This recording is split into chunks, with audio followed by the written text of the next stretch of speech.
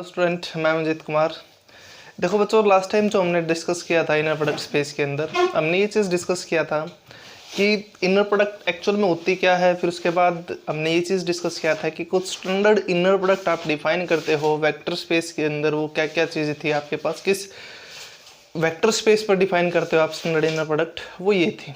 किसी की एन के अंदर, आर की एन के अंदर मैट्रिसेस जिसकी एंट्री कॉम्प्लेक्स हो, या फिर वो मैट्रिसेस एन क्रॉस एन की जिसकी एंट्री आपके पास कहाँ से हो, रियल नंबर से हो। फिर हमने ये चीज़ डिस्कस किया था कि और स्टैंडर्ड इनर प्रोडक्ट हमने डिफाइन की थी कि set of all continuous function which is complex valued in the interval 0 to 1, close interval 0 to 1, उसके अंदर भी हमने डिस्कस किया था।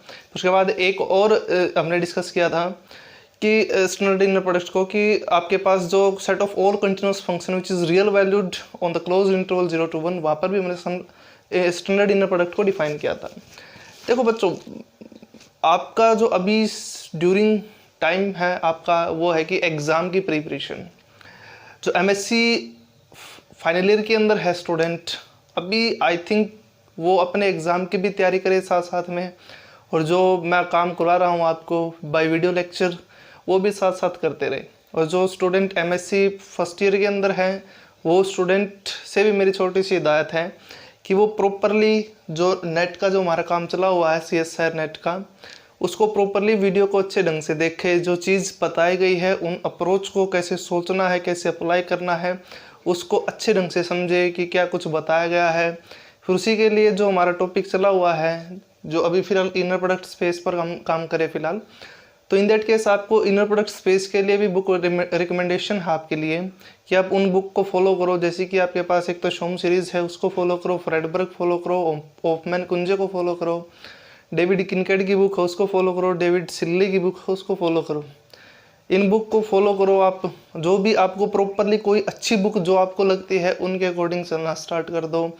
या फिर अगर देखा जाए तो मेनली CSIR नेट का जो पेपर है, जो आपकी शोम सीरीज़ की बुक है, उसके अंदर भी जो अप्रोच है वो अच्छी दे रखी है according to the CSIR net.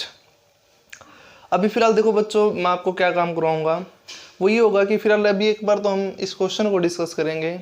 इसमें एक्चुअल में क्वेश्चन क्या बोलता है आपको, ये है कि which of the following is the inner product R square के अंदर ऑप्शन बना दिया उसने। देखो बच्चों, इसने क्वेश्चन के अंदर दरअसल आपको ये दे दिया कि आर स्क्वायर और आर आपके पास क्या है, एक वेक्टर स्पेस है, रियल एंट्री है जिसकी। तो उसने ये चार रिलेशन बना दिए कि ये मान लिया आपके पास एक वेक्टर है, ये एक वेक्टर है, उन दोनों की इनर प्रोडक्ट डिफाइन कर दी उसने, ये बना दी। फिर ये पूछ लिया कि जो ये मैपिंग आपके पास एक्चुअल मायने में वो इनर प्रोडक्ट बनती है या फिर नहीं बनती आर स्क्वायर पर। इसी टाइप से उसने नेक्स्ट 3 ऑप्शन को बना रखा है। देखो बच्चों, आज का जो बेसिकली हमारे पास काम है, it is so important according to the CSIR NET. इसलिए मेरी आप सभी से हिदायत है कि जो मैंने आपको कल काम करवाया था वो आप अच्छे ढंग से करो, अच्छे ढंग से वीडियो को देखो, क्या क्या चीज़ें बताई गई है। जो मैं आपके लिए एक्सरसाइज के लिए छोड़ देता हूँ काम, उस काम को भी करो, आप सोल्व करो। जिस स्टूडेंट को मान लो वो मुझसे कनेक्ट नहीं है, तो उसके लिए मैं आपको पर्सनली बता देता हूँ, आप कमेंट के थ्रू भी मेरे पास क्वेश्चन, अपनी प्रॉब्लम है वो भेज सकते हो वीडियो देखते हुए। और या फिर आप मेरे पास पर्सनली व्हाट्सअप कर सकते हो। मेरा जो व्हाट्सअप नंबर है वो है 9728855338। इस नंबर पर आप मेरे पास व्हाट्सअप कर सकते हो।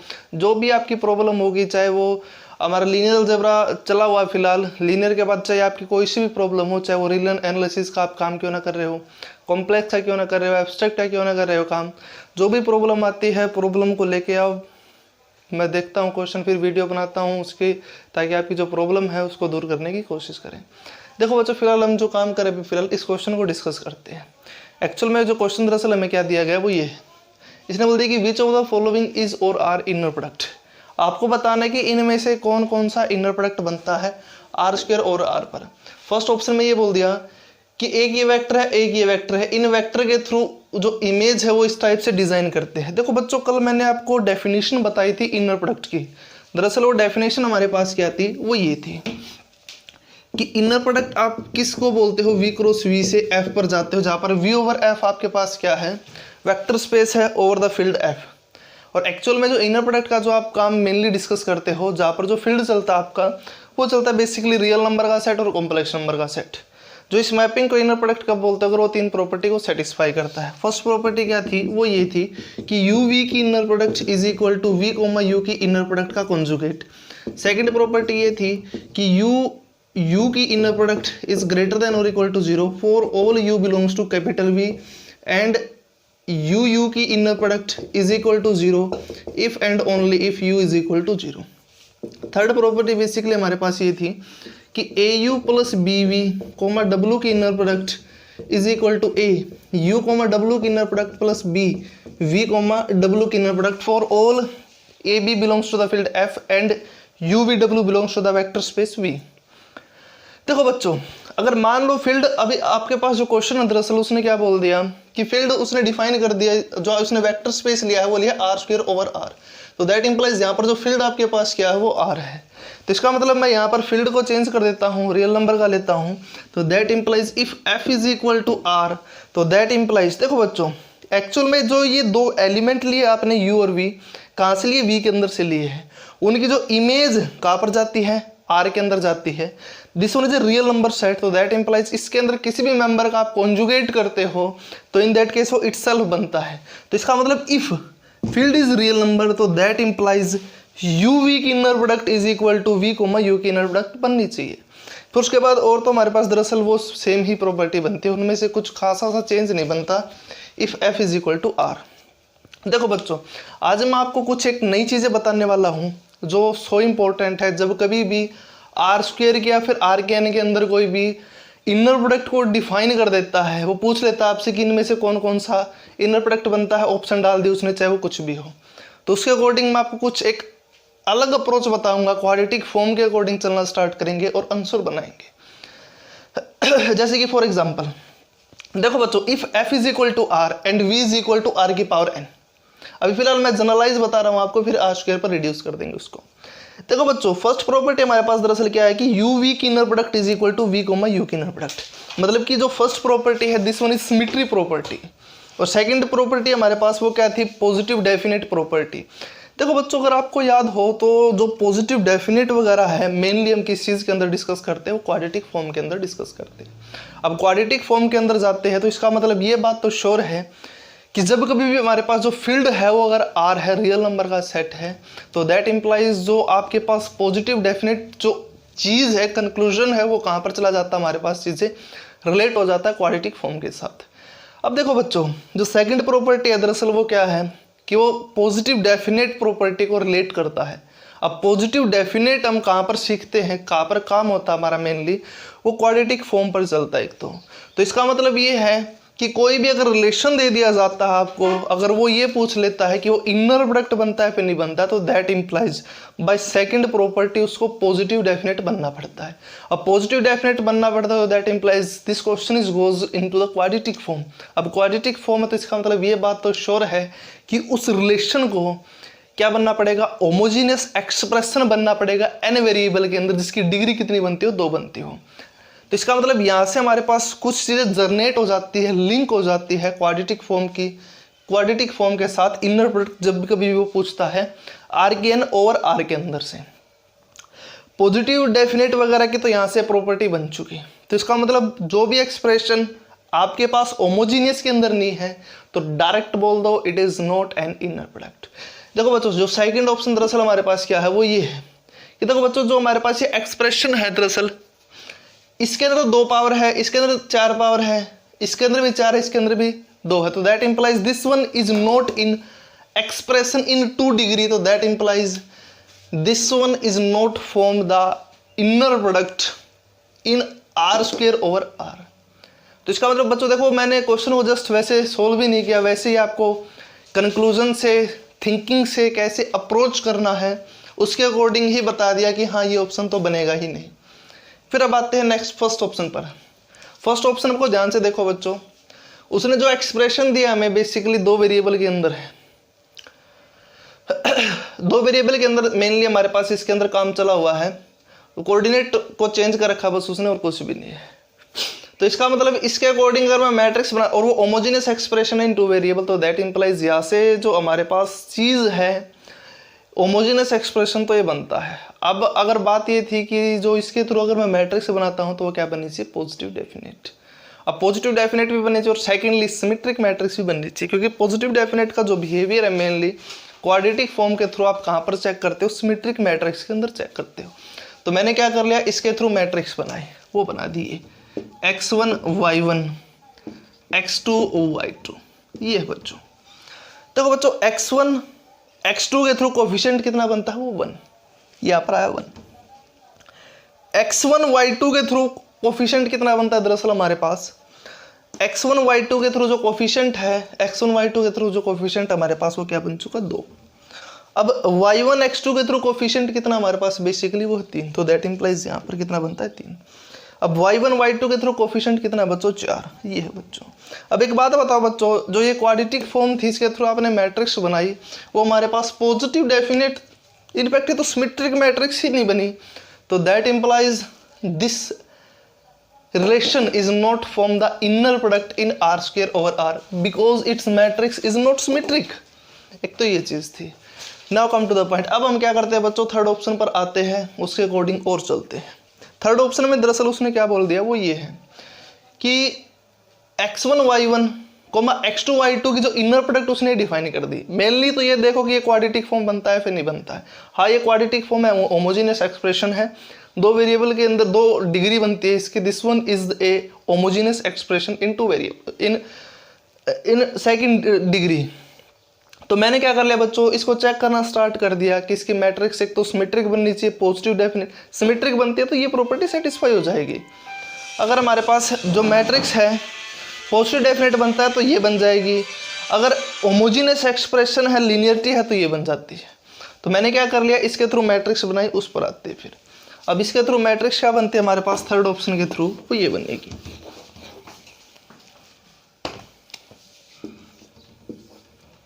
x1 y1 x2 y2। मैंने क्या कर दिया बच्चों, इसकी मैट्रिक्स बनाई, x1 x2 का कोफिशिएंट वो 1, x1 y2 का कोफिशिएंट कितना बनता है वो 2, ये 2। अब y1 x2 का कोफिशिएंट कितना बनता है बच्चों, 2, तो ये 2। y1 y2 का कोफिशिएंट कितना बनता है 1, तो यहाँ पर ये 1 बन चुका। तो बताओ बच्चों मुझे कि जो एक क्वाड्रेटिक फॉर्म थी आपने क्या किया, उसकी मैट्रिक्स बना दी, 2 क्रॉस 2 की बनती है दरअसल ये। अब देखो बच्चों जो मैट्रिक्स हमारे पास क्या है, ये सिमेट्रिक मैट्रिक्स है, that implies first property satisfy because it's obey the symmetry. And second property क्या बननी चाहिए, सेकंड प्रॉपर्टी के अकॉर्डिंग ये जो मैट्रिक्स है वो क्या बननी चाहिए, पॉजिटिव डेफिनेट। अब पॉजिटिव डेफिनेट का बिहेवियर चेक करते हैं। देखो बच्चों पॉजिटिव डेफिनेट थी तो मैंने क्या कर दिया, इस क्वेश्चन को लेकर जाना स्टार्ट कर दिया सिल्वेस्टर लॉ के थ्रू। सिल्वेस्टर लॉ के थ्रू क्या चीज़ थी हमारे पास, पॉजिटिव डेफिनेट कब बनेगी, ये मैट्रिक्स 2 क्रॉस 2 की, ये तभी बनेगी अगर इसका लीडिंग प्रिंसिपल माइनर है, जितने भी ऑर्डर के, हर ऑर्डर के वो क्या बनने चाहिए, पॉजिटिव बनने चाहिए। तो इसका मतलब मैंने क्या करा, लीडिंग प्रिंसिपल माइनर निकाला इसका 1 ऑर्डर का, वो क्या था, वो 1 विच इज पॉजिटिव। 2 ऑर्डर का लीडिंग प्रिंसिपल क्या माइनर क्या बनता बच्चों हमारे पास, इसका इस मैट्रिक्स का डिटर्मिनेंट वो क्या बन चुका, 1 - 4 is equal to -3 which is negative. तो that implies this matrix is not positive definite, तो that implies it does not satisfy this property, so that implies it is not a quadratic, it is not a inner product in r square over r। तो इसका मतलब दरअसल हमारे पास जो question है, अब mainly answer क्या बन चुका है इसका, 4th बन चुका। फिर भी मैं क्या करता हूँ, 4th ऑप्शन को भी सोल्व करने की कोशिश करते हैं।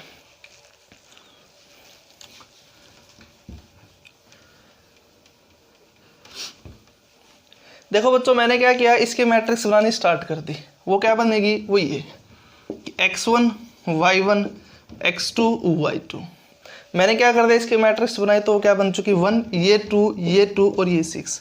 This one is a symmetric matrix, तो that implies this relation satisfy the first property। Now I am going to check the second property which is positive definite।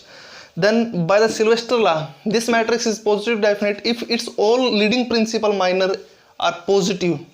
तो दैट इंप्लाइज मैंने क्या कर लिया, इस मैट्रिक्स के फर्स्ट ऑर्डर का जो लीडिंग प्रिंसिपल माइनर बनता है उसको निकाल लिया, वो क्या बनता है, वो ये which is positive. Leading principal minor of 2 order का क्या बनेगा इस मैट्रिक्स का, वो इसका डिटर्मिनेंट वो क्या बन चुका, 6 - 2 is equal to 4 which is positive. तो that implies this expression is in quadratic form of second degree and it is also satisfy the first property this and the matrix is obtained from this quadratic form which is symmetric. तो और यहाँ से second property भी हमारे पास क्या बनती है बच्चों, सेटिस्फाई होती है, क्योंकि जो आपके पास ये मैट्रिक्स है वो क्या बनती है, पॉजिटिव डेफिनेट। तो ये प्रॉपर्टी भी सेटिस्फाई, सिमिलरली ये भी। तो that implies option D is correct. तो इस टाइप से था बच्चों क्वेश्चन थे ये, मैंने जो अभी आपको दिया है इस टाइप से क्या करना था, आपको अप्रोच करना था। Now come to the point. अब मैं क्या करता हूँ बच्चों, कुछ क्वेश्चन आपको देता हूँ एक्सरसाइज के लिए, आपको ट्राई करने हैं।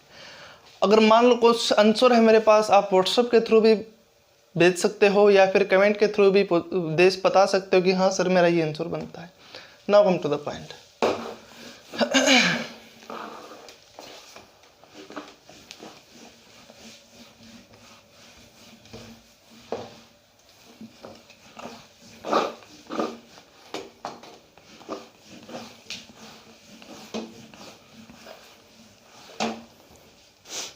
देखो बच्चों क्वेश्चन यही है आपके पास, which of the following is और R inner product over R square over are.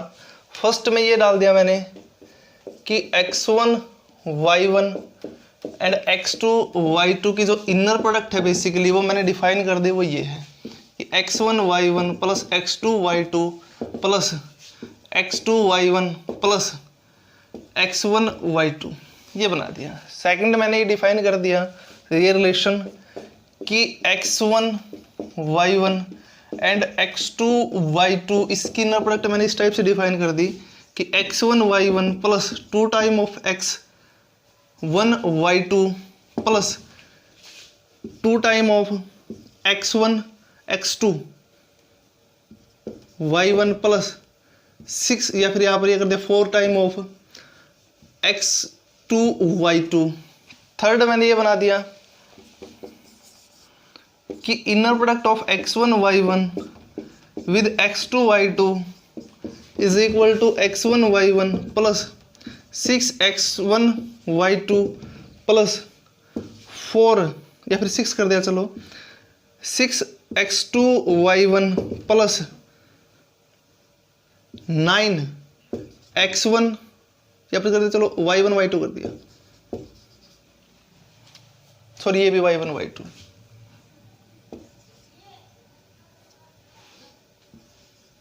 ये बच्चों फिर उसके बाद मैंने क्या डिफाइन किया है, वो ये चीज डिफाइन कर दी। फोर्थ कि x1 y1 की inner product with x2 y2 is equal to x1 का स्क्वायर y1 का square plus x2 y1 plus y1 x2 plus y1 y2। Fifth ये डिफाइन कर दी कि x1 y1 comma x2 y2 की inner product is equal to x1 y1 plus x1 x2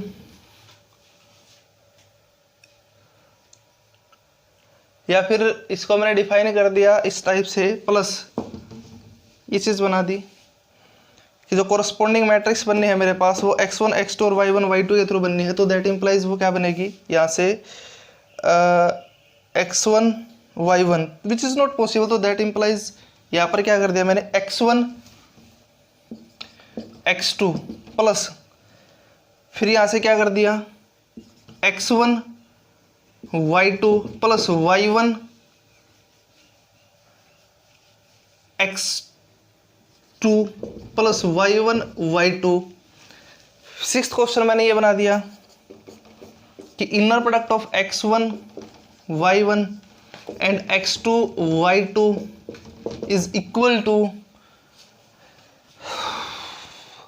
x1 x2 plus 9 x1 y2 plus 9 y1 x2 plus 16 y1 y2। फिर उसके बाद seventh question बच्चों मैंने क्या बना दिया, वो ये बना दिया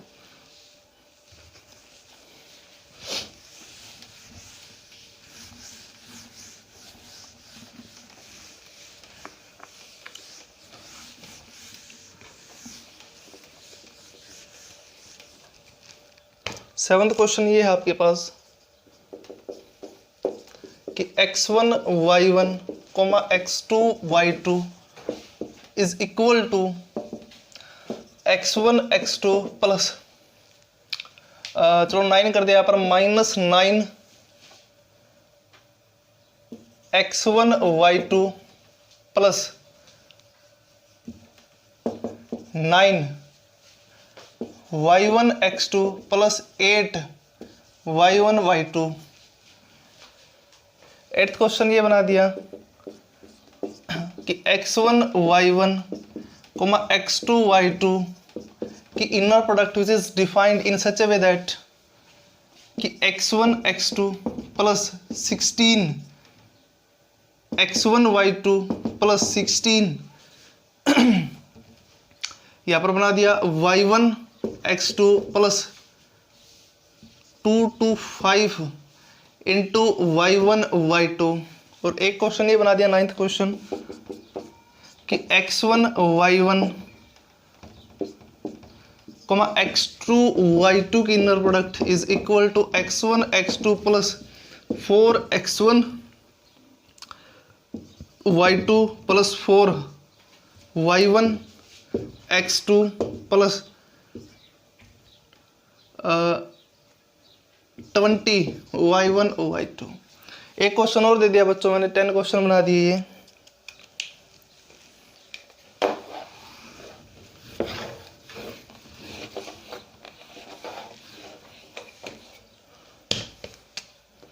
कि जो इनर प्रोडक्ट है x1 y1 की with x2 y2 is equal to x1 2 time of x1 x2 plus 4 time of y1 x1 y2 plus यहाँ से और बना दिया मैंने 4 time of y1 x2 plus 25 y1 y2। फिर ऑप्शन 11 नन ऑफ दिस। ये question है बच्चों आपके पास, मैंने कुछ क्वेश्चन दे दिया 10-11 क्वेश्चन आपके पास। आपको बताना है कि इनमें से कौन कौन सी चीज़ इनर प्रोडक्ट बनती है आर स्क्वायर ओवर आर पर। बेसिकली वही कॉन्सेप्ट है जो भी मैंने आपको बताया था, उस चीज़ से आपको क्या करना था, चीज़ों को डग आउट करना था, निकालना था कि कैसे आप रिलेट कर सकते हो डेफिनेशन को क्वाड्रेटिक फॉर्म के साथ if the space is real number. तो इस टाइप से था बच्चों आपके पास, आपको सोचना था अप्रोच कैसे करें, क्वेश्चन को कैसे सोल्व करना है, कैसे हमें काम करना है। Now come to the point. अब हमारे पास क्या आती है, एक थ्योरम आती है, उसको डिस्कस करते हैं। देखो बच्चों अब हम दरअसल क्या करते हैं, थ्योरम है, इट इज़ सो इम्पोर्टेंट। इस थ्योरम पर बेस्ड एक बार CSIR नेट के अंदर जून 2016 के अंदर आई थिंक एक क्वेश्चन भी आया था 4.75 मार्क्स का, उस क्वेश्चन को भी डिस्कस करेंगे। देखो बच्चों मेनली जो थ्योरम हमारे पास क्या है वो ये बोलती है कि A मान लिया आपके पास क्या है, रियल मैट्रिक्स है जिसका ऑर्डर n है, और x और y आपके पास दो वेक्टर किसके अंदर ले लिए, उसने Rn के अंदर से ले लिए। फिर उसने डिफाइन कर दिया कि एक्स वाई की inner product over A define कर दे कि वो किसका इक्वल है, ax इंटू ay की इनर प्रोडक्ट के इक्वल है। तो फिर उसने बोल दिया कि देन x, y की जो इनर प्रोडक्ट ओवर a है वो इनर प्रोडक्ट बनता है if and only if a transpose into a is a positive definite. देखो बच्चों मेनली हमारे पास जो काम है वो ये है कि इस चीज को इनर प्रोडक्ट शो करना है, तो दैट इंप्लाइज ये पॉजिटिव डेफिनेट बनेगा। अगर ये पॉजिटिव डेफिनेट है तो that implies this one become the inner product in Rn। ये हमारे पास बच्चों। देखो बच्चों कल मैंने आपको some standard inner product define की थी, बताई थी, इजाद की थी कि कैसे बनती है, कैसे नहीं है। देखो बच्चों बेसिकली Rn के अंदर हमने डिस्कस किया था कि वो ये चीज़ थी कि R की n ओवर R के अंदर हमने इनर प्रोडक्ट मेनली कैसे डिफाइन किया था, वो ये था कि trace of u v transpose, ऐसे बोल देते थे आप। मेनली आप ऐसे भी कर सकते थे कि trace of u transpose into V, ऐसे भी लिख सकते थे trace of u theta into V. ये बेसिकली आपके पास कुछ एक स्टैंडर्ड इनर प्रोडक्ट है Rn ओवर R के अंदर, ऐसे भी आप इंडिविजुअली डिफाइन कर सकते हो। देखो बच्चों ये कभी मत सोचना कि जो इनर प्रोडक्ट है मेनली वो यूनिकली डिफाइन होता है, no it is not necessary. जैसे कि फॉर एग्जांपल Rn के अंदर मैंने लास्ट ही ये क्वेश्चन कराया था, उसके अंदर 4th हमारे पास इनर प्रोडक्ट बनता था, न कि वो स्टैंडर्ड इनर प्रोडक्ट था, फिर भी वो इनर प्रोडक्ट बनता था। तो उसी ले के अकॉर्डिंग, उसी लहजे के अकॉर्डिंग मैं क्या करता हूँ, इस क्वेश्चन को, इस थ्योरम को सोल्व करने की कोशिश करते हैं। देखो बच्चों आपके पास बेसिकली उसने क्या बोल दिया कि जो ये चीज़ है बेसिकली उसने डिफाइन कर दिया कि एक्स वाई है, उसका जो रिलेशन है, जो इनर प्रोडक्ट कैसे डिफाइन कर दी, ओवर ए पर उसने इस टाइप से बना दी कि A X comma A Y की इनर प्रोडक्ट कर दो, आपके पास आंसर है। फर्स्टली मैंने क्या कर दिया, इसका प्रूफ पर चलना स्टार्ट कर दिया। देखो बच्चों, एक्स कोमा वाई की इनर प्रोडक्ट ओवर ए क्या डिफाइन कर दिया कि A X comma A Y की इनर प्रोडक्ट। अगर इसको मैं सोल्व करता हूं तो that implies it is equal to the trace of A Y का transpose conjugate into A X, ये चीज है। अब एक बात बताओ बच्चों कि A X comma A Y है, इसका transpose conjugate A is a real matrix, तो दैट इंप्लाइज जो कॉन्जुगेट है वो उसी के इक्वल बनना है, तो that implies it is equal to the trace of A Y का ट्रांसपोज इनटू ए एक्स, तो दैट इंप्लाइज यहाँ से trace of Y transpose A transpose into X into A into X, ये बन चुका। अब देखो बच्चों, बेसिकली वो चीज़ डिफाइन करता है कि this one is inner product, तो आपको ये शो करना है कि ए ट्रांसपोज इनटू ए आपके पास क्या बनेगी, पॉजिटिव डेफिनेट। देखो बच्चों, फर्स्टली मैंने मान लिया कि इनर प्रोडक्ट है, तो दैट इंप्लाइज को सोल्व करना स्टार्ट कर दे, वो ये बन चुकी। अब ये इनर प्रोडक्ट है तो that implies this quantity is greater than और इक्वल टू 0, या फिर जो ये चीज़ है आपके पास एक्चुअल में ये बनती क्या है, वो हमारे पास क्या बनती है, क्वाड्रेटिक फॉर्म बन चुकी है। अब क्वाड्रेटिक फॉर्म है, ये पॉजिटिव डेफिनेट कब बनता है, इफ एंड ओनली इफ। अब मैट्रिक्स आपके पास ये A if and only if A transpose into A is a positive definite. ये थी बच्चों आपके पास मेनली जो थ्योरम थी, इसका प्रूफ था ये कि एक्स कोमा वाई की inner product over A is equal to this, तो that implies A transpose into A is positive definite, तो दैट इंप्लाइज मैंने क्या कर लिया, इनर प्रोडक्ट लेकर चलना स्टार्ट कर दिया। इनर प्रोडक्ट ये पॉजिटिव डेफिनेट बनता है इफ एंड, जो ये जो क्वाड्रेटिक फॉर्म पॉजिटिव डेफिनेट तभी बनता है if and only if the matrix of this one is positive definite. आप ऐसे ही बोल सकते थे कि ऑब्वियस सी बात है सिमेट्रिक मैट्रिक्स बनना है। कैसे, आपने क्या रखा है कि यहाँ पर मैट्रिक्स ये बनती है, इसका ट्रांसपोज कर दिया, ए ट्रांसपोज इनटू ए ट्रांसपोज का ट्रांसपोज, वो क्या बनता है, ए ट्रांसपोज इनटू ए, इसी के केवल बन चुका। तो दैट इंप्लाइज इस क्वाड्रेटिक फॉर्म की जो मैट्रिक्स क्या बननी है आपके पास, ए ट्रांसपोज इनटू ए बननी है। अब ये क्वाड्रेटिक फॉर्म पॉजिटिव डेफिनेट तभी बनती है इफ एंड ओनली इफ। मैंने क्वाड्रेटिक फॉर्म के अंदर आपको बताई थी कि क्वाड्रेटिक फॉर्म पॉजिटिव डेफिनेट तभी है if and only if it's symmetric matrix is always positive definite, तभी है, अदरवाइज नहीं है। तो इसका मतलब ये क्वाड्रेटिक फॉर्म और उसकी ट्रेस, दैट इंप्लाइज ये पॉजिटिव डेफिनेट कब है, अगर ए ट्रांसपोज इनटू ए हमारे पास क्या बनते हो, पॉजिटिव डेफिनेट बनते हो। इस टाइप से था बच्चों ये क्वेश्चन था, ये जो थ्योरम थी इसका फॉर्मेट इस टाइप से डिजाइन था। देखो बच्चों, मेनली बेसिकली ये होता है कि क्वेश्चन बनाने वाला क्वेश्चन कैसे भी डिजाइन कर सकता था।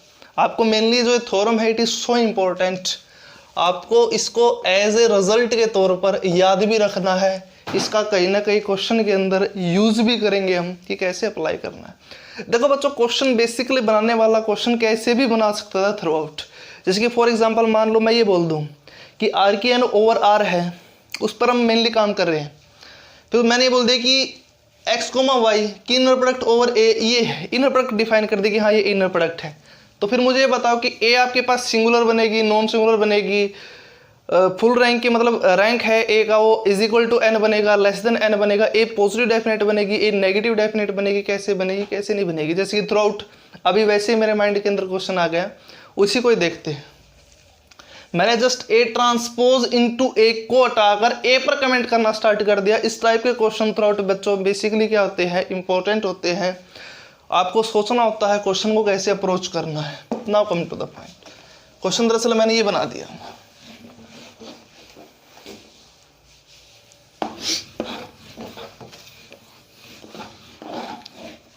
मैंने ये बोल दिया कि if A is a real matrix of order n, if x and y belongs to Rkn, if this one is inner product to this is an inner product, then is an inner product over R की N, R की N के ऊपर है ये आपके पास inner product. Basically over R की N का मतलब ये नहीं बच्चों कि फील्ड आर की एन है, ये तो फील्ड ही नहीं बनता, मतलब कि आप आर की एन स्पेस के अंदर काम कर रहे हो, ये मतलब है। Then A is, then option बना दिया, जस्ट फर्स्ट ये है ऑप्शन फर्स्ट मैंने ये बना दिया कि rank of A is equal to N, second ये बना दिया कि rank of A is less than N, third A is positive definite, fourth A is negative definite,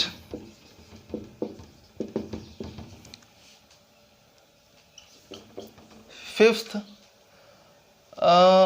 question, fifth मैंने ये बना दिया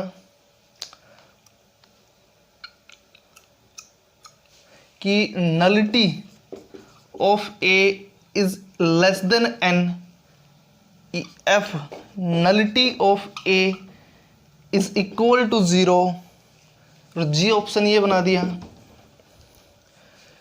कि A transpose into A is positive definite.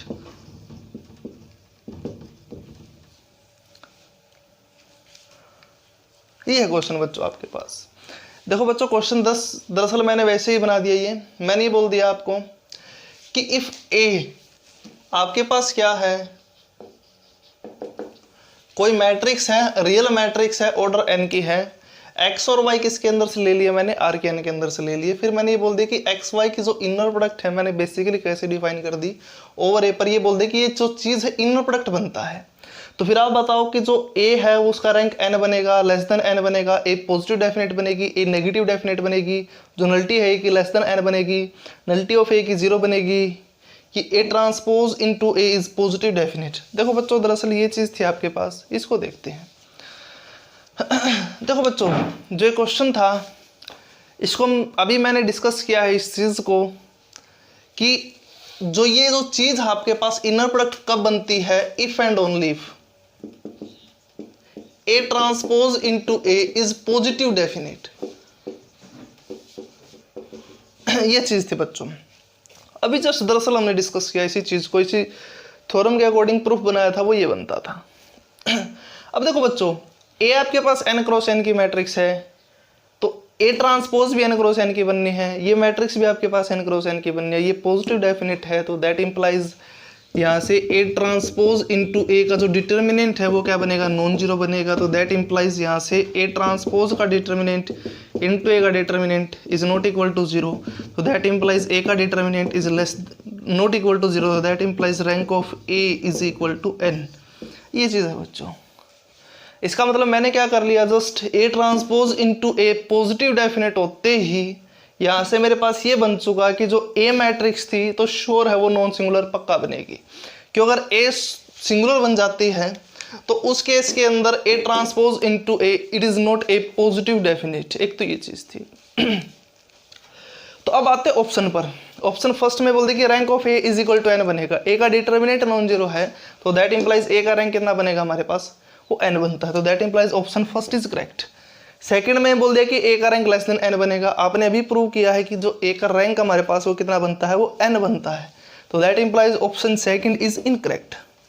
अब देखो बच्चों इसने जो बोल दिया कि ए आपके पास पॉजिटिव डेफिनेट बनेगी, आपको ये पता है कि A transpose into A positive definite है, ए के बारे में पॉजिटिव डेफिनेट पर बिहेवियर कर दिया उसने, पूछ लिया आपसे, ये कोई जरूरी नहीं। जैसे कि फॉर एग्जांपल मान लो मैंने क्या ले लिया, ये मैट्रिक्स ले ली ए 1 0 0 -1, ए ट्रांसपोज भी क्या बनेगा, वो भी सेम 0 -1, तो दैट इंप्लाइज यहाँ से ए ट्रांसपोज इनटू ए क्या बनता है मेरे पास, वो ये बन चुका 1 0 0 1। अब ये मैट्रिक्स आपके पास क्या पॉजिटिव डेफिनेट, तो दैट इंप्लाइज यहाँ से ए थोड़ी ना पॉजिटिव डेफिनेट है, इसकी तो आइगन वैल्यू 1 और -1 बनेगी, तो that implies this matrix is not a positive definite but A transpose into A is positive definite, तो that implies by this example A is not a positive definite, तो that implies this option is incorrect. अब ये matrix आपके पास नहीं negative definite बनती है, in fact ये matrix तो आपके पास इनडेफिनेट थी, तो that implies option D is also incorrect. अब आते हैं बच्चों नेक्स्ट ऑप्शन पर आते हैं। देखो बच्चों ए ट्रांसपोज इनटू ए, ये तो पॉजिटिव डेफिनेट श्योर है, बनना ही बनना है। फिर उसके बाद जो ई और एफ ऑप्शन पर है इस पर और आते हैं। देखो बच्चों ई ऑप्शन के अंदर इसने दरअसल क्या बोल दिया कि जो नलिटी है ए की वो लेस देन एन बनेगी। देखो बच्चों आपको अगर याद हो तो रैंक नलिटी थ्योरम हुआ करती थी जिसको हम सिल्वेस्टर लॉ भी बोलते थे, वो ये था कि अगर कोई भी n क्रॉस n की मैट्रिक्स है या फिर कोई भी m क्रॉस n की मैट्रिक्स है तो उस केस के अंदर जो रैंक और नलिटी के बीच में हमारे पास एक रिलेशन था कि rank of A plus nullity of A is equal to the number of column of that matrix, तो दैट इंप्लाइज ए मैट्रिक्स कितने क्रॉस कितने की है, n क्रॉस n की, तो दैट इंप्लाइज यहाँ से ए का रैंक कितना बन चुका, n बन चुका, तो दैट इंप्लाइज कॉलम भी कितनी बनेगी उस मैट्रिक्स की, n ही बनेगी क्योंकि ऑर्डर n है। तो that implies rank nullity theorem के अकॉर्डिंग वहाँ से हमारे पास क्या बनती है, वो ये बन चुका।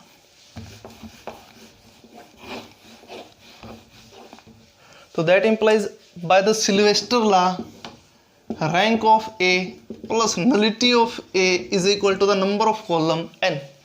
रैंक अभी मैंने प्रूव किया था कितना बनता है, n पुट कर दिया, n plus nullity of A is equal to n, तो that implies nullity of A is equal to 0। तो दैट इंप्लाइज अगर कोई मैट्रिक्स थी n क्रॉस n की रियल मैट्रिक्स थी, इस डाटा को सेटिस्फाई करती है, तो दैट इंप्लाइज उसका जो नलिटी है वो क्या बनेगी, लेस इज इक्वल टू 0 बनेगी। तो that implies this option is correct. E पर आते हैं, इसमें बोल देगी जो नलिटी है लेस देन n बनेगी। देखो बच्चों रैंक नलिटी 0 बन चुकी which is less then n, तो that implies option E is also correct. देखो बच्चों ये क्वेश्चन था आपके पास, दरअसल मेनली तो थ्योरम थी, मैंने जस्ट क्या किया है इसको रिलेट कर दिया किसके साथ, मैट्रिक्स ए के साथ। इस टाइप से बच्चों आपको क्या करना था, सोचना था कि कैसे काम करे, कैसे अप्रोच करे, कैसे हम इस चीज़ का आंसर बनाए। इस टाइप से बच्चों हमारे पास मेनली आपके पास ये काम चलता है, आपको सोचना होता है कि how to approach this type of problem. देखो बच्चों अब हम दरअसल क्या करते हैं, अब डिस्कस करते हैं कि नॉर्म आप कैसे डिफाइन करते हो किसी वेक्टर की इनर प्रोडक्ट स्पेस के अंदर। बेसिकली वो हमारे पास क्या है, वो ये है, मैंने क्या कर लिया बच्चों, मान लिया late V over F be the inner product space।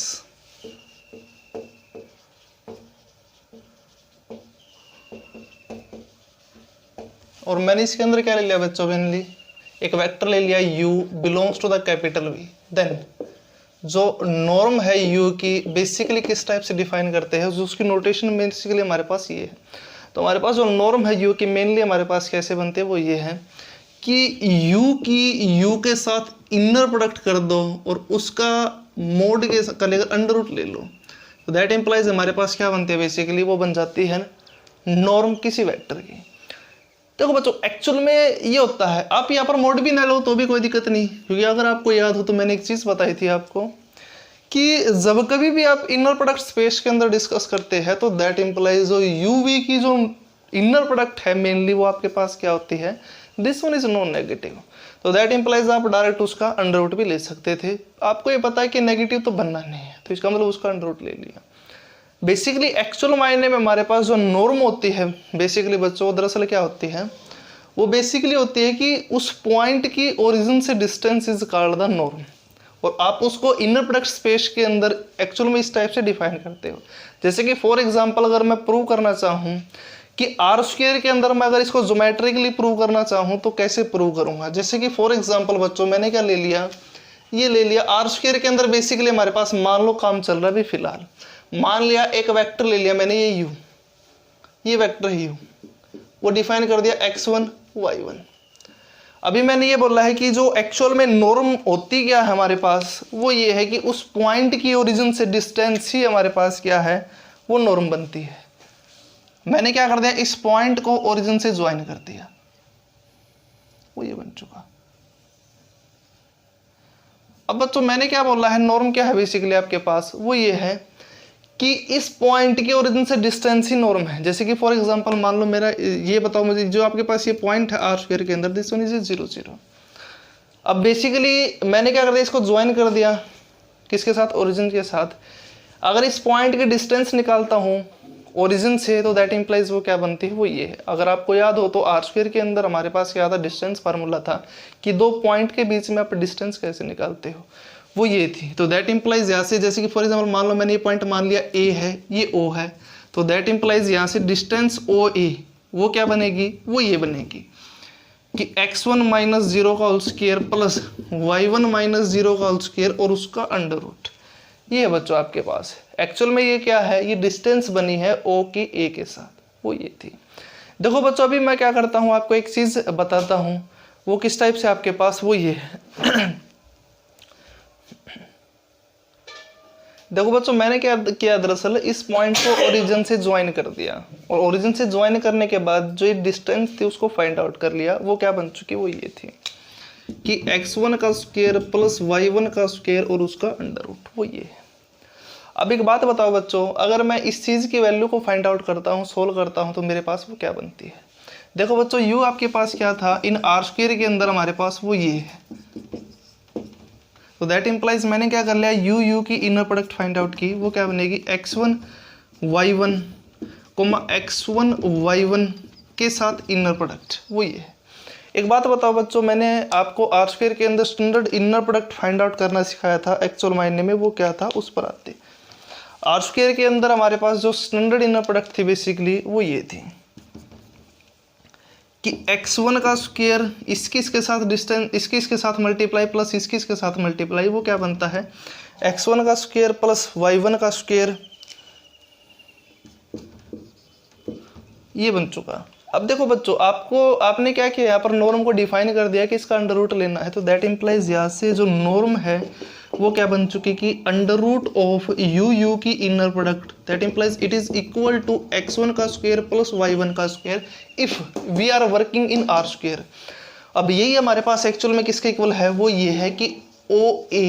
तो इसका मतलब ये है बच्चों कि एक्चुअल मायने में अगर मैं आर स्क्वायर पर काम करता हूँ तो एक्चुअल में उस वेक्टर के ओरिजिन से डिस्टेंस ही आपके पास क्या बनती है, नॉर्म बनती है। इनफैक्ट इसको आप आर स्क्वायर के थ्रू तो मैंने जस्ट आपको विजुअलाइज किया है कि कुछ भी नहीं है, ये जस्ट डिस्टेंस ही है ओरिजिन से, this one is called the norm of that vector. देखो बच्चों, इनफैक्ट इन जर्नल किसी भी आप इनर प्रोडक्ट स्पेस पर काम कर रहे हो, उस इनर प्रोडक्ट स्पेस के अंदर आप किसी वेक्टर की नॉर्म को डिफाइन करते हो तो हमेशा वो इस टाइप से डिफाइन होते हैं, और सेकेंडली आपके पास वो डिस्टेंस होती है ओरिजिन से, यही आपके पास क्या है, नॉर्म है किसी वेक्टर की। अब उसके बाद अगर आपको याद हो तो आपने ग्रेजुएशन के अंदर कुछ एक चीज़ें की थी, वेक्टर नाम का एक मैथ हुआ करता था आपका फर्स्ट ईयर के अंदर, सेकेंड सेमेस्टर में था इनफैक्ट वो।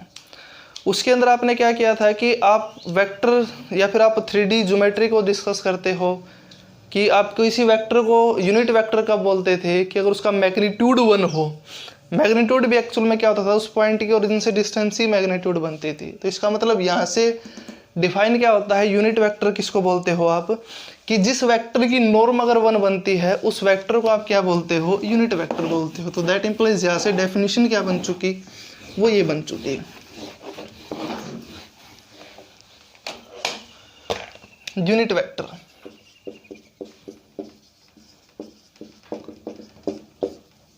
यूनिट वेक्टर के बच्चों आपके पास यहां से क्या डेफिनेशन बनती है, वो ये बन चुकी कि if the norm of a vector is 1 unity, तो that implies the vector is called the unit vector. If norm of a vector is equal to 1 then u is called the unit vector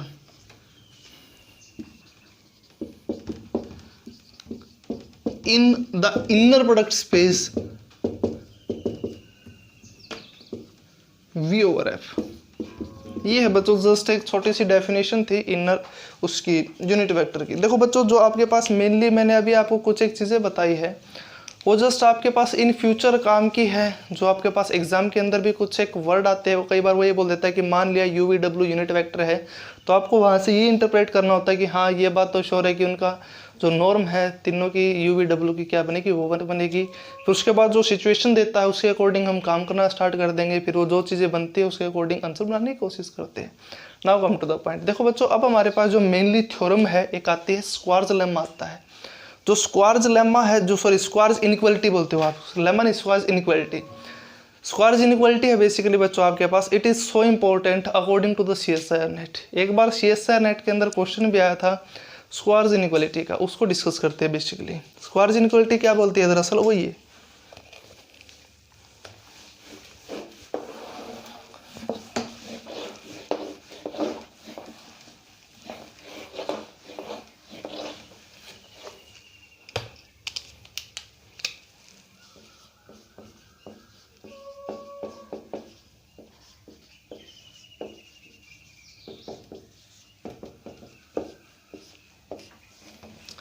स्क्वार्ज inequality क्या है बच्चों आपके पास, basically हमारे पास वो ये बनती है कि मैंने क्या कर लिया, मान लिया late V over F be the inner product space, be the inner product space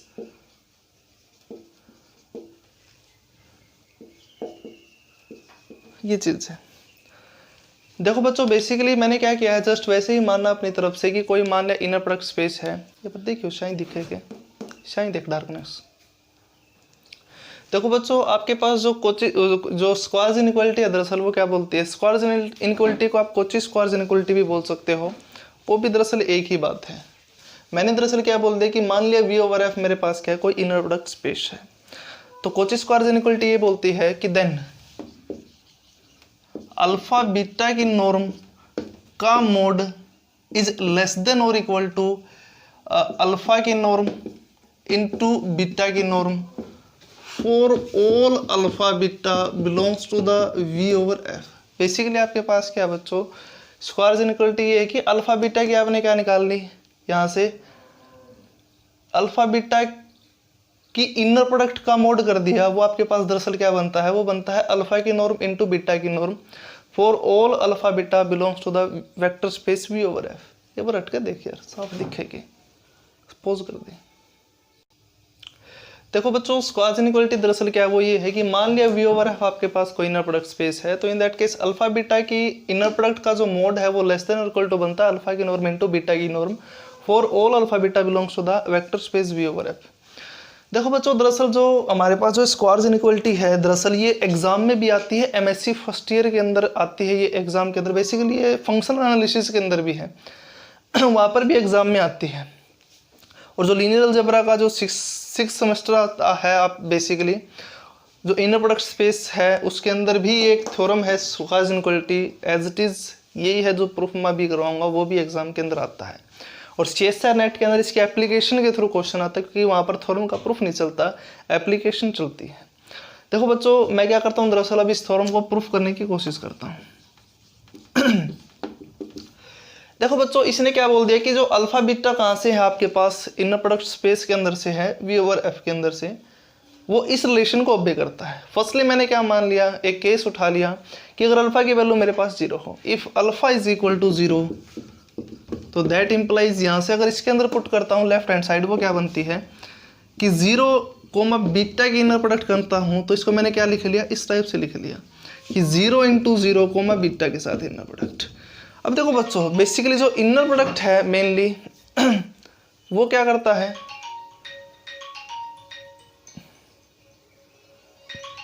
मैंने फर्स्टली क्या ले लिया कि अल्फा की वैल्यू 0 मान ली, तो दैट इम्प्लाइज यहाँ से 0 कोमा बीटा की जो इनर प्रोडक्ट है वो क्या बनती है, वो ये है। उसको मैंने क्या लिख दिया, 0 इंटू 0 लिख दिया इंटू कोमा बीटा के साथ इनर प्रोडक्ट। देखो बच्चों जो प्रॉपर्टी थी आपके पास इनर प्रोडक्ट की, इनर प्रोडक्ट स्पेस, तो that implies it's follow the inner product satisfy the property of inner product, तो दैट इम्प्लाइज ये क्या करेगा, स्केलर को बाहर निकाल देगा। तो क्या बन चुकी वैल्यू 0 इंटू 0 कोमा बीटा के साथ inner product, this one is 0। तो फिर यहाँ से देखो बच्चों अब अल्फा आपके पास एक वेक्टर था, वो क्या है आपके पास 0 है, तो दैट इम्प्लाइज इसकी जो इनर प्रोडक्ट है वो भी क्या बनेगी, वो 0 बनेगी, क्योंकि मैंने आपको अभी बताया था सॉरी अल्फा आपके पास क्या है 0, तो दैट इम्प्लाइज की नॉर्म आपके पास एक्चुअल में क्या बनेगी, वो 0 बनेगी। क्योंकि मैंने अभी आपको एक बात बताई थी कि नॉर्म एक्चुअल में होता क्या है कि उस पॉइंट के ओरिजिन से डिस्टेंस, अब पॉइंट भी ओरिजिन है, फाइंड आउट भी डिस्टेंस आपको ओरिजिन से करनी है, तो दैट इम्प्लाइज खुद से डिस्टेंस ही क्या बन चुकी, वो आपके पास ऑब्वियस सी बात थी 0 बनेगी। तो दैट इम्प्लाइज यहाँ से अल्फा की नॉर्म वो क्या बन गई, वो भी 0, तो that implies it satisfy this property. तो अल्फा कोमा बीटा की इनर प्रोडक्ट का मोड इज लेस देन और इक्वल टू अल्फा की नॉर्म इनटू बीटा की नॉर्म, ये चीज़ थी बच्चों। फिर सेकंड केस मैंने क्या मान लिया, इस टाइप से मान लिया कि अगर मेरे पास अल्फा की वैल्यू क्या हो, नॉन जीरो हो, तो दैट इम्प्लाइज यहाँ से क्या चीज़ बन चुकी, वो ये है सेकंड केस।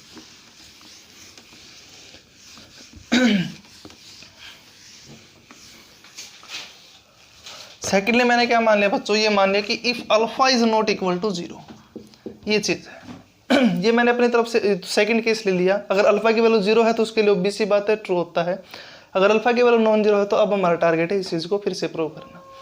देखो बच्चों अल्फा की वैल्यू नॉन जीरो है, तो इसका मतलब मैंने अब क्या किया, अपनी तरफ से एक वेक्टर को अज्यूम कर लिया, मान लिया, कंस्ट्रक्ट कर लिया, let gamma is equal to beta minus beta comma alpha की inner product into alpha upon alpha की नॉर्म का स्क्वायर। मैंने क्या कर लिया बच्चों, अपनी तरफ से मान लिया कि एक वेक्टर है मेरे पास गामा, उसकी वैल्यू ये है। फिर मैंने क्या किया, दरअसल इस गामा की गामा के साथ ही इनर प्रोडक्ट कर दी। तो दैट इम्प्लाइज मेरे पास जो वैल्यू है वो क्या बन जाएगी, वो ये कि गामा कोमा गामा के साथ इनर प्रोडक्ट वो ये वैल्यू पुट कर दी इसकी, gamma minus beta comma alpha into alpha upon alpha की नॉर्म का square, beta minus beta comma alpha into alpha upon alpha की नॉर्म का स्क्वायर, वो ये चीज़ थी। देखो बच्चों, अब आपके पास जो प्रॉपर्टी थी दरअसल उस प्रॉपर्टी का यूज़ करते हैं कि जो इनर प्रोडक्ट की प्रॉपर्टी थी कि इस वेक्टर को क्या कर दो, इंडिविजुअली एक बार इसके साथ मल्टीप्लाई करो, फिर इंडिविजुअली इसके साथ मल्टीप्लाई करता हूँ, तो दैट इम्प्लाइज हमारे पास क्या वैल्यू बनती है, वो ये बन चुकी, या फिर इसको इसके साथ मल्टीप्लाई कर दो, वही की बात थी। तो दैट इम्प्लाइज यहाँ से हमारे पास जो वैल्यू है वो दरअसल क्या बनती है, वो ये कि बीटा कोमा बीटा के साथ इनर प्रोडक्ट इसकी इसके साथ इनर प्रोडक्ट कर दी, फिर मैंने क्या कर दिया बच्चों, इसकी इसके साथ इनर प्रोडक्ट की माइनस यहाँ से beta comma alpha upon alpha की नॉर्म का square into beta comma alpha के साथ इनर प्रोडक्ट, और ये चीज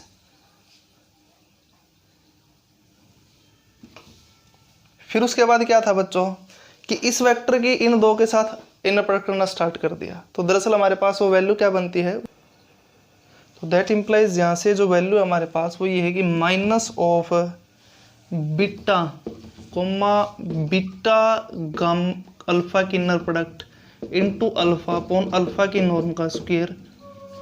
फिर उसके बाद क्या है हमारे पास कि इस वेक्टर के साथ इन दोनों की इनर प्रोडक्ट करनी है, तो दैट इम्प्लाइज वो यहाँ से क्या वैल्यू बन जाएगी, वो ये कि minus of inner product beta comma alpha upon और यहाँ से अल्फा की नॉर्म का स्क्वायर, फिर हमारे पास क्या है वो ये अल्फा कोमा बीटा के साथ इनर प्रोडक्ट, फिर उसके बाद क्या है इसकी इसके साथ इनर प्रोडक्ट, तो दैट इम्प्लाइज वो फिर क्या बनना है, वो ये है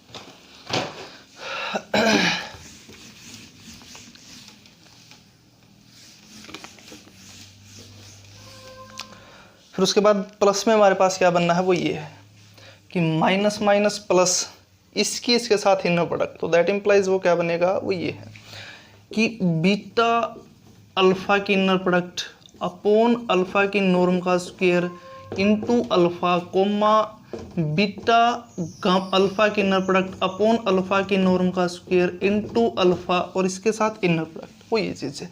तो मैंने क्या कर लिया बच्चों, इस चीज़ को सोल्व करना स्टार्ट कर दिया, तो दैट इम्प्लाइज हमारे पास वो क्या वैल्यू बन जाएगी, वो ये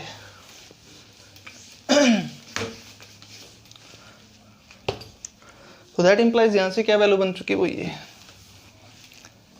कि गामा गामा की inner product is equal to, तो अब देखो यहाँ से जो गामा गामा की इनर प्रोडक्ट है बच्चों, यहाँ से मैंने क्या कर दिया, इसकी वैल्यू को निकालना स्टार्ट कर दिया। देखो बच्चों, मैं पहले आपको क्या करता हूँ, एक चीज़ और बताता हूँ, दरअसल वो क्या होती है, वो ये है कि देखो बच्चों, आपने जब कभी भी सेकंड पोजीशन के थ्रू, यहाँ से सेकंड पोजीशन के थ्रू स्केलर कैसे बाहर निकलता है इनर प्रोडक्ट के अंदर, उस पर आते हैं। देखो बच्चों, इनर प्रोडक्ट की जो प्रॉपर्टी थी, फर्स्ट प्रॉपर्टी, फिलहाल मैंने क्या कर लिया, उसका यूज कर लिया।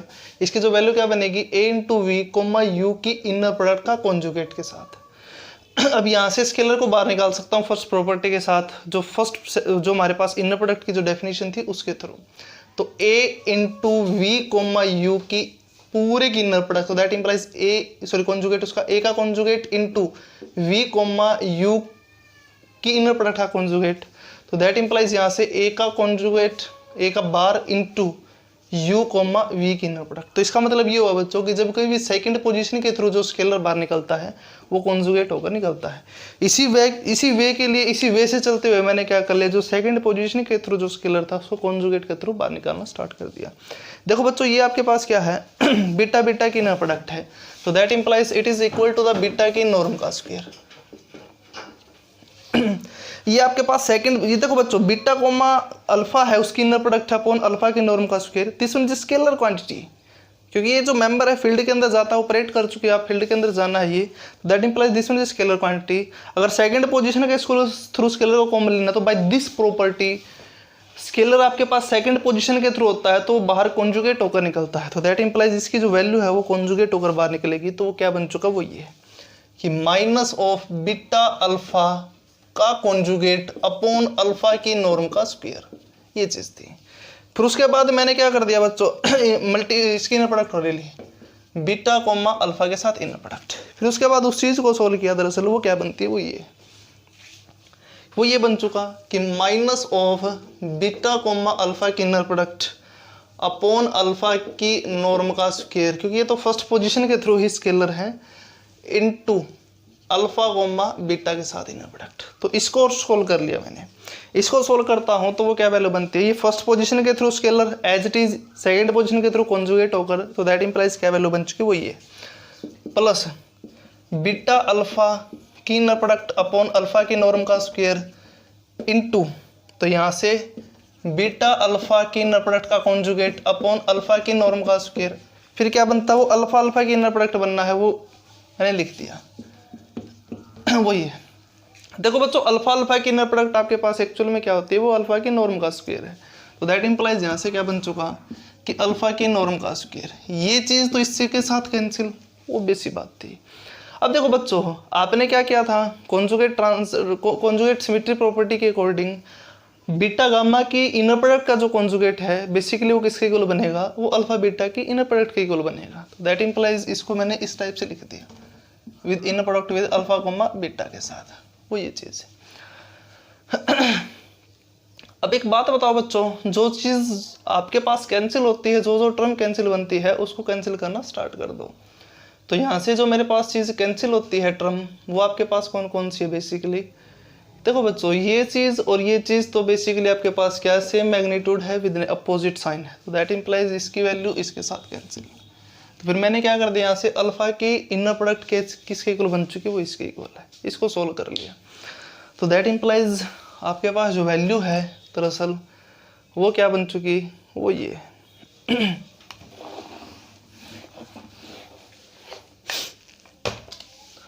कि गामा गामा की inner product is equal to beta की नॉर्म का स्क्वायर माइनस, यहाँ से इसकी वैल्यू क्या बन चुकी, बीटा कोमा अल्फा की इनर प्रोडक्ट का कॉन्जुगेट अपॉन अल्फा की नॉर्म का square into beta comma alpha की इनर प्रोडक्ट।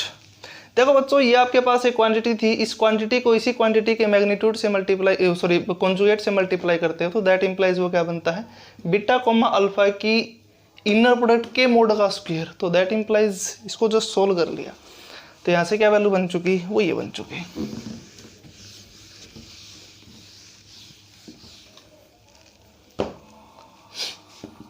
बीटा की नॉर्म का स्क्वायर माइनस, यहाँ से क्या बन चुका, बीटा कोमा अल्फा की इनर प्रोडक्ट का मोड का स्क्वायर अपॉन अल्फा की नॉर्म का स्क्वायर। अब देखो बच्चों, नॉर्म आपके पास जो इनर प्रोडक्ट है, हम कर चुके इस चीज़ को कि जो इनर प्रोडक्ट बेसिकली हमारे पास क्या होती है, वो आपके पास नॉन नेगेटिव होती है। तो that implies this quantity is greater than और इक्वल टू 0। तो मैंने क्या कर दिया, जस्ट इसको सोल्व करना स्टार्ट कर दिया इन दोनों को। तो दैट इंप्लाइज यहाँ से क्या बन चुका कि अल्फा की नॉर्म का स्क्वायर इनटू बीटा की नॉर्म का square is minus beta comma alpha की इनर प्रोडक्ट का मोड इज ग्रेटर देन और इक्वल टू 0 इसका स्क्वायर। ये चीज़ बन चुकी। देखो बच्चों, बेसिकली हमारे पास जो चीज़ है, इसको जस्ट मैंने सोल्व किया है, वो क्या बनता है, वो ये है। इसको उस तरफ शिफ्ट कर दिया, तो दैट इंप्लाइज यहाँ से क्या वैल्यू बन चुकी, वो ये अल्फा, सॉरी बीटा अल्फा की इनर प्रोडक्ट का मोड का स्क्वायर इज लेस देन और इक्वल टू अल्फा की नॉर्म का स्क्वायर इनटू बीटा की नॉर्म का स्क्वायर। वो चीज़ बन चुकी बच्चों। देखो बच्चों, जो बीटा अल्फा की जो इनर प्रोडक्ट है बेसिकली, वो आपके पास क्या थी, दिस वन इज ए, इसका मैंने क्या कर दिया, बाय प्रॉपर्टी, फर्स्ट प्रॉपर्टी इसको शिफ्ट कर दिया, बीटा अल्फा की इनर प्रोडक्ट का कॉन्जुगेट कर दिया। तो दैट इंप्लाइज यहाँ से इसको मैंने क्या कर दिया, वो ये बना दिया, अल्फा बीटा की इनर प्रोडक्ट का कॉन्जुगेट के मोड का स्क्वायर, वो ये। देखो बच्चों, ये quantity non negative, this one is non negative, अब मैग्नीट्यूड है ये, और ये मैंने क्या करा, स्क्वायर को हटा दिया से, दोनों साइड हटा दिया, शिफ्ट कर दिया, क्योंकि स्क्वायर को मैं कैंसिल कर दिया यहाँ से, तो दैट इम्प्लाइज क्या वैल्यू बन चुकी है, वो ये है, वो ये चीज़ बन चुकी है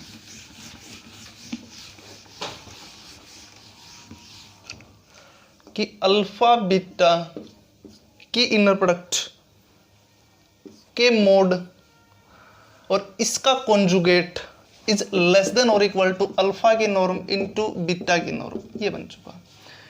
देखो बच्चों, आपके पास अल्फा और बीटा है और इसकी इनर प्रोडक्ट का कॉन्जुगेट कर दिया, मैंने क्या कर दिया, इसको शिफ्ट कर दिया, तो दैट इंप्लाइज क्या वैल्यू बन चुकी, अल्फा बीटा।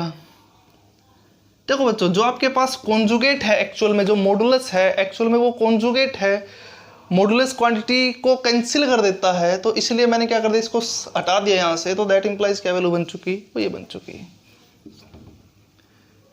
मोड और इसका कॉन्जुगेट इज लेस देन और इक्वल टू अल्फा की नॉर्म इनटू बीटा की नॉर्म, वो ये बन चुकी है। देखो बच्चों, अल्फा बीटा है, this one is belongs to the field F, और the field F is either real or complex, तो दैट इंप्लाइज मॉडुलस है किसी नंबर का, वो आपके पास क्या बनता है, it is always non negative, तो दैट इंप्लाइज का जो कॉन्जुगेट करोगे it is does not effect to this quantity, तो दैट इंप्लाइज यहाँ से क्या बन चुका कि अल्फा बीटा की इनर प्रोडक्ट का मॉडुलस इज लेस देन और इक्वल टू अल्फा की नॉर्म इनटू बीटा की norm for all alpha beta belongs to the vector space V. ये थी बच्चों आपके पास स्क्वायर्स इनइक्वालिटी थी, वो इसका प्रूफ था। इस टाइप से आपको क्या करना था बच्चों, सोचना था कि आप कैसे बनाते हो, कैसे चीज़ को सोल्व करते हो, ये चीज़ थी बच्चों। बेसिकली उस जो स्क्वायर्स इनइक्वालिटी थी उसका प्रूफ था। इस टाइप से बच्चों आपको प्रूफ वाइज भी चलना होता है, ताकि कंसेप्ट है उसको अप्लाई करना सीख सको।